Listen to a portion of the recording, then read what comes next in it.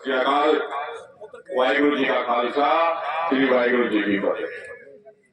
साथियों, छोटी छोटी 3-4 बातें सिर्फ आपके साथ साझा करेंगे।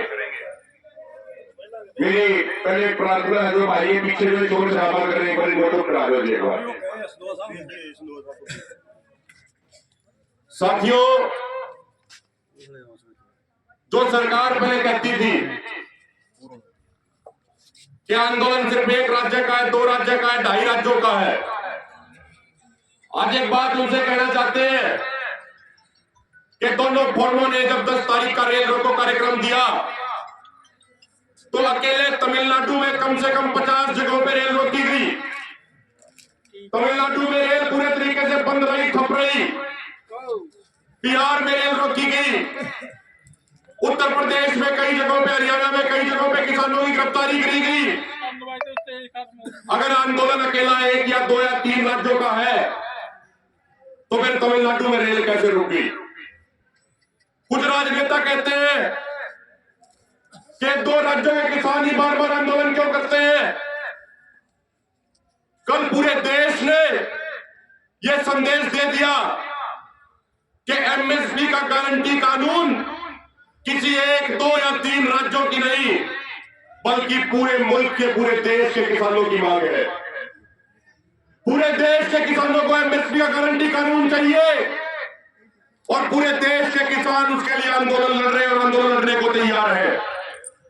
आने वाले समय में, जैसे मेरे से पहले वाले वक्ताओं ने कहा कि दोनों फोरमों के नेताओं की मीटिंग होने वाली है, दोनों फोरम के नेता आपस में विचार चर्चा कर रहे हैं और आने वाले निकट समय में बहुत जल्दी एक बड़ा आंदोलन, बड़ा प्रोग्राम दिया जाए। आंदोलन को देश के कोने कोने तक, देश के हर किसान तक, हर नौजवान तक, हर घर तक पहुंचाने का काम किया जाएगा।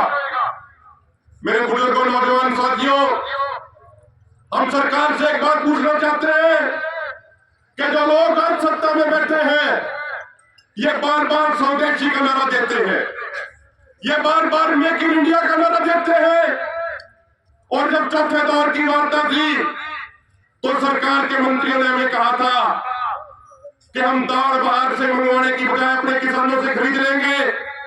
उन्होंने 5 फसलों की एमएसपी पे खरीद की गारंटी का एक प्रपोजल दिया था, लेकिन दोनों मोर्चों ने विचार चर्चा करके, बुद्धिजीवियों से बात करके उस प्रपोजल को रद्द कर दिया था।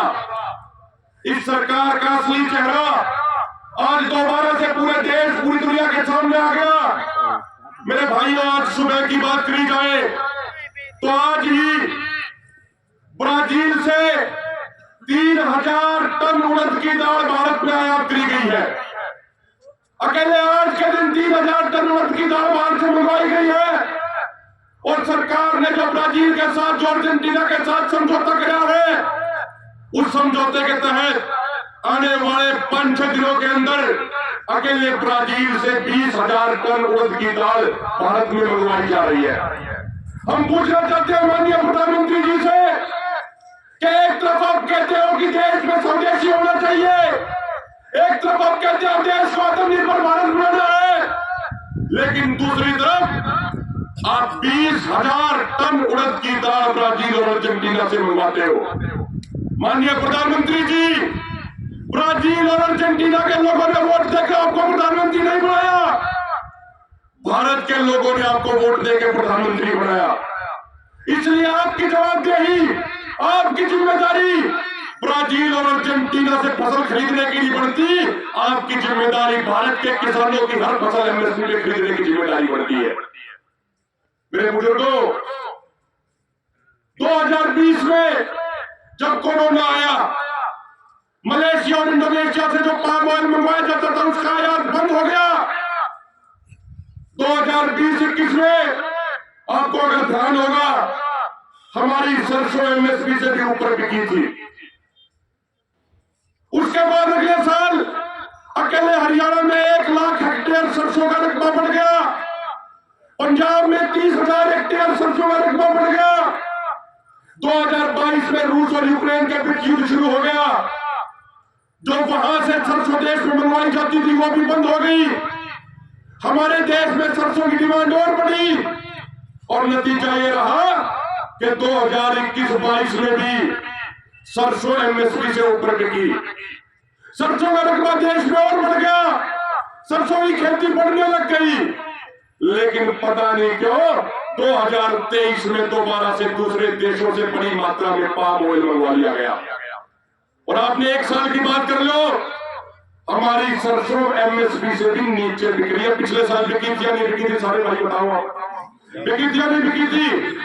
कारण क्या था कि दूसरे देशों को खुश करने के लिए और दूसरे देशों से जो कॉर्पोरेट घराने पाम ऑयल का आयात करते हैं, उन कॉर्पोरेट घरानों को फायदा पहुंचाने के लिए अकेले पिछले साल 2023 का जो डाटा है, 1,41,000 करोड़ का खाद्यान्न तेल बाहर से मंगवाए गए। 1,41,000 करोड़ के तेल बाहर से मंगवाए गए मेरे भाइयों। तो साथियों, इस सरकार की नीति में भी खोट है, इस सरकार की नीयत में भी खोट है। और एक बात कहना चाहते हैं कि कुछ लोग पूछते हैं, बार बार पूछते हैं कि आंदोलन की अब तक क्या प्राप्ति है। मैं उन भाइयों को एक बात कहना चाहता हूं, आंदोलन की प्राप्तियां बहुत सारी गिनवा चुके हैं, लेकिन आज एक अलग बात कहेंगे।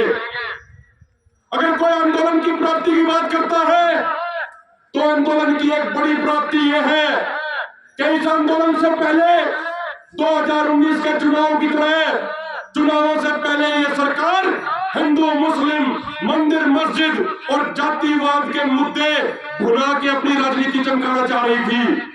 लेकिन जब यह आंदोलन शुरू हुआ, उस आंदोलन ने तय कर दिया कि इस देश में न तो हिंदू मुसलमान का मुद्दा चलेगा, न मंदिर मस्जिद का मुद्दा चलेगा, न जाट नॉन जाट का मुद्दा चलेगा, न पटेल नॉन पटेल का मुद्दा चलेगा, न मराठे नॉन मराठे का मुद्दा चलेगा। अगर इस देश में कोई मुद्दा चलेगा तो वो किसान का मुद्दा चलेगा। और ये चीज आप लोगों ने करके दिखाई है मेरे भाइयों।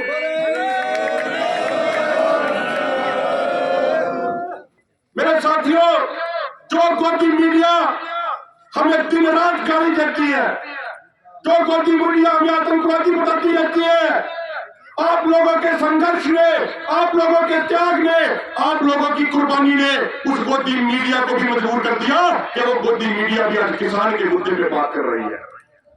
आप लोगों के संघर्ष ने यह तय कर दिया कि आप कोई भी बड़ा अखबार उठा के देखिए, चाहे इंडियन एक्सप्रेस हो, चाहे हिंदू हो, चाहे टाइम्स ऑफ इंडिया हो, चाहे पंजाब केसरी हो, कोई भी अखबार हो, हर दिन उन अखबारों में एमएसपी के ऊपर लेख आते हैं। आज एमएसपी का मुद्दा घर घर में चर्चा का मुद्दा बन गया है। यह आप लोगों की प्राप्ति है। जो सरकार कहती थी कि एमएसपी का कानून नहीं बनाया जा सकता, जिस सरकार ने अपनी प्रोपेगेंडा मशीनरी लगा के एमएसपी के मुद्दे को दबाने का प्रयास किया, आज वो एमएसपी का मुद्दा, उस एमएसपी पे लड़ाई पूरे देश में खड़ी हो चुकी है। कल उत्तर प्रदेश में रेल रोको कार्यक्रम के दौरान कई जगहों पे रेल रोकी गई, कई जगहों पे हमारे किसानों को गिरफ्तार किया गया। आज एमएसपी का मुद्दा देश के कोने कोने तक पहुंच रहा है। और सबसे बड़ी बात मेरे भाइयों, मेरे बुजुर्गों, जो हमारे भी कुछ साथी जो 13 तारीख वाले आंदोलन का पहले विरोध करते थे, जो ये कहते थे कि काले पे सफेद से लिखवा लो, एमएसपी नहीं मिलेगा, आज इस आंदोलन की प्राप्ति यह है कि हमारे वो तमाम साथी, हमारे वो भाई उस परमात्मा के आशीर्वाद से वो भी एमएसपी गारंटी कानून की बात करने लग गए हैं। यह संभव हो पाया आपके संघर्ष के कारण, यह संभव हो पाया आपकी मेहनत और आपकी एकता के कारण। हम तो एक बात कहना चाहते हैं अंत में, यह लड़ाई हमारी सबकी, पूरे देश के करोड़ों किसानों की लड़ाई है। यह लड़ाई किसी एक संगठन की नहीं है, यह लड़ाई किसी एक नेता की नहीं है, यह लड़ाई भारत के 140 करोड़ लोगों की लड़ाई है। और इस लड़ाई को यदि हमें जीतना है तो एक एक किसान को जागरूक करना पड़ेगा। पूरे देश में जागरूकता कार्यक्रम चल रहा है। और जिस दिन हमारी टोटल जो किसानों की जनसंख्या है, अगर उसके 10% लोग भी आंदोलन में उतर गए तो इस सरकार की इतनी हैसियत नहीं है कि सरकार हमारी मांगों को पूरा ना करे। साथियों, मजबूती से लड़ाई लड़ रहे हैं सारे, मजबूती से लड़ाई लड़ेंगे। और अंत में वही बात पहले जो मैंने कही वो कहना चाहता हूं। दोनों मोर्चे विचार चर्चा कर रहे हैं, मजबूत प्रोग्राम दिए जाएंगे, शांति और अनुशासन के साथ आंदोलन चलेगा, शांति और अनुशासन के साथ आगामी प्रोग्राम लागू होंगे। और आज मेरे से पहले वाले वक्ताओं ने जैसे बताया, भाई संदीप सिंह ने, आज राजस्थान से हमारे पास वीडियो और फोटो आ चुके हैं। आज राजस्थान से सैकड़ों किसानों का ट्रैक्टर ट्रॉलियों का जत्था इन मोर्चों की तरफ सुबह चला था। रतनपुरा के पास पुलिस ने भारी बैरिकेडिंग करके उनको रोक दिया है, वो वहीं बैठे हैं, वही मोर्चा शुरू हो गया है। अगर सरकार ये सोचती है कि हम लठ मार के या गोली चला के या जहरीली गैसों के गोले छोड़ के मोर्चे को उठवा देंगे, तो ये सरकार की गलतफहमी है। ये मोर्चा पीछे नहीं हटेगा, ये मोर्चा लगातार पूरे देश में बढ़ता जा रहा है। हर राज्य में, हर जिले में आंदोलन की आवाज पहुंचती जा रही है। अब किसान नहीं, अब किसानों पे गोली चलाने वाले पीछे हटेंगे। अब किसान की नहीं, किसानों पे जुल्म करने वालों की हार होगी। अब हमारा भाईचारा मजबूती से है और मजबूती से आंदोलन लड़ेंगे और आंदोलन निश्चित तौर पे जीतेगी। आपने हमें सुना, उसके लिए बहुत बहुत धन्यवाद। एक बार जोरदार नारे मुट्ठी बंद करके हाथ ऊपर करके लगा दो, जोरदार नारे तमाम साथियों ने लगाए। जो किसान के खेत की रोटी खाता है, किसान मजदूर एकता जिंदाबाद, हमारा भाईचारा जिंदाबाद, मोदी सरकार मुर्दाबाद, सरकार मुर्दाबाद। आपने सुना, उसके लिए बहुत बहुत धन्यवाद। कोई शब्द गलत निकला हो